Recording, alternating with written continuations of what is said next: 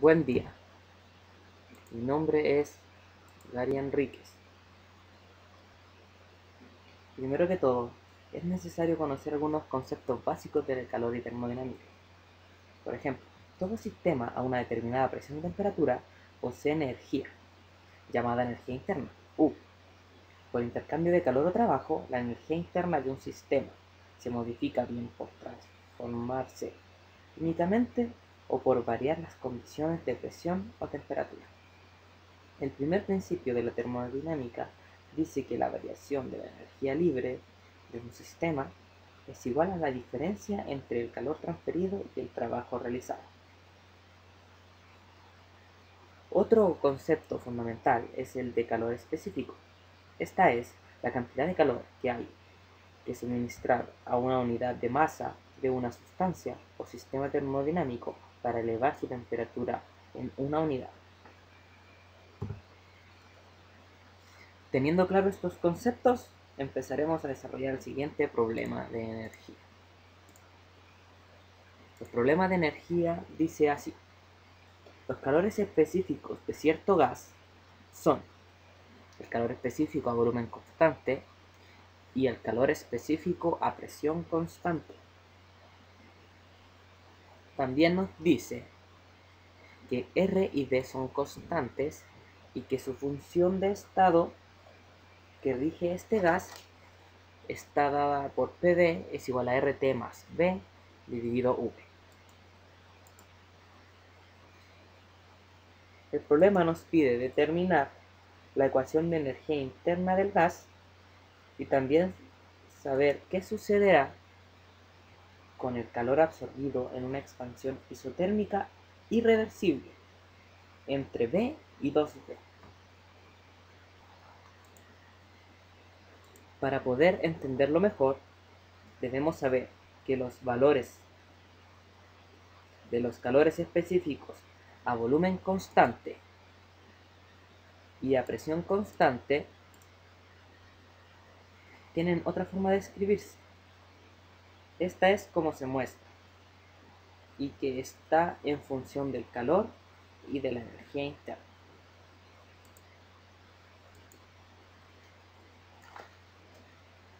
Para calcular la energía interna, la derivaremos según la regla de la cadena, y queda como se muestra, siendo el volumen constante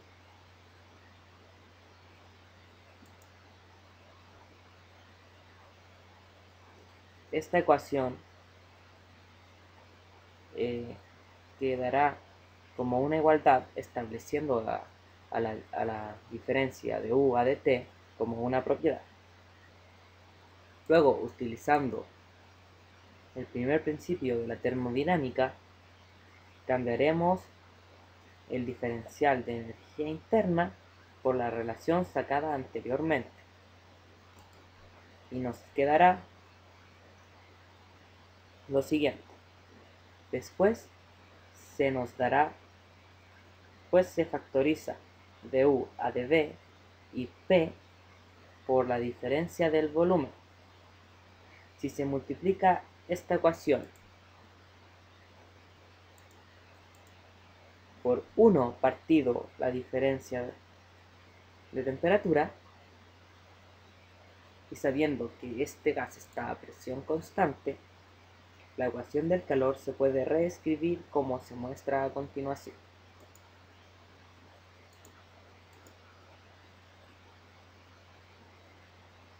Luego,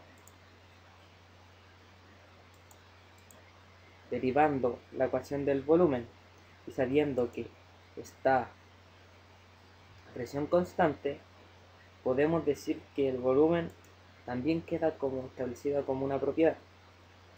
Ahora, despejando de U a de B de esta ecuación, nos queda la siguiente ecuación. Esta ecuación es muy importante porque la utilizaremos más adelante. Lo siguiente que debemos hacer es utilizar el teorema de la reciprocidad. Y este dice lo siguiente.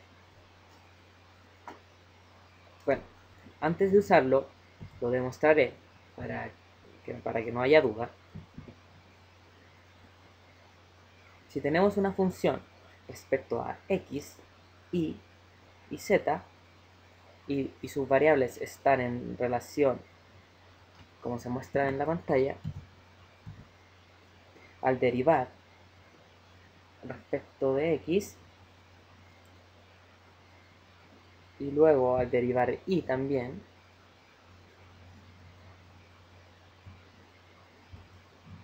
y luego y reemplazarlo en dx, nos quedará una ecuación que posteriormente la factorizaremos respecto de z. Ahí se muestra.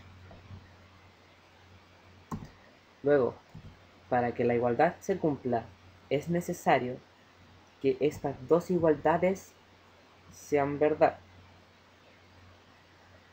Bueno, con esto, despejando de x a de z y multiplicándolo por su inverso multiplicativo, llegaremos a demostrar el teorema de la reciprocidad.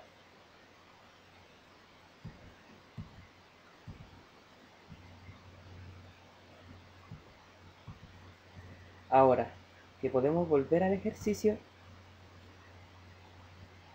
utilizando el teorema de la reciprocidad, despejaremos de b a dt, una relación que utilizaremos ahora es la función de estado, y la derivamos primero respecto a t,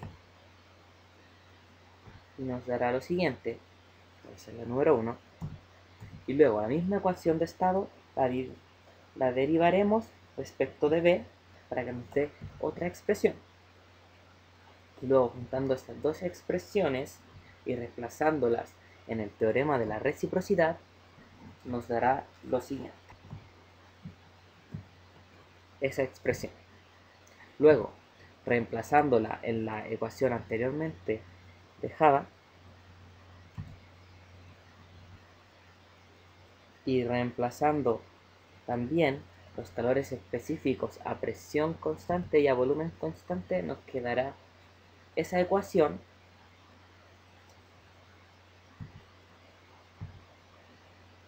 y luego sumando sus términos y simplificando otros, llegaremos a esta, y luego usando la función de estado encontraremos una relación para simplificar aún más la ecuación anterior, que nos quedará de esa forma.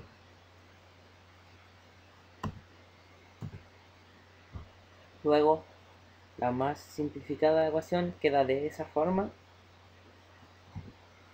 y luego, finalmente, la ecuación de energía interna, al derivarla y reemplazar los datos ya obtenidos,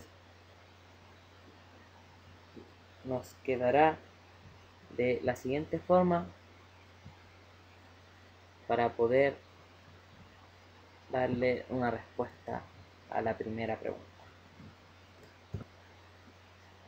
Para resolver la segunda parte, utilizamos el primer principio de la termodinámica. Y analizando la variación de energía interna, delta U, que es igual a U2 menos U1, intentaremos encontrar una expresión para delta U, que en este caso será delta U igual a V partido 2U. Luego, integrando la segunda parte de la ecuación de calor, que es P de B,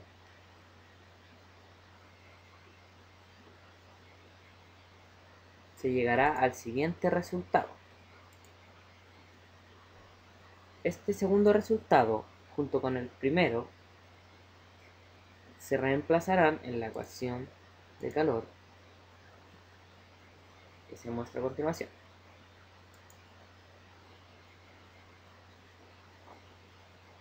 Luego, simplificando términos, encontraremos respuesta para la pregunta del calor absorbido. encontrar una expresión para el calor absorbido entre V y 2V, y es la que se muestra a continuación. Gracias, ese ha sido mi trabajo.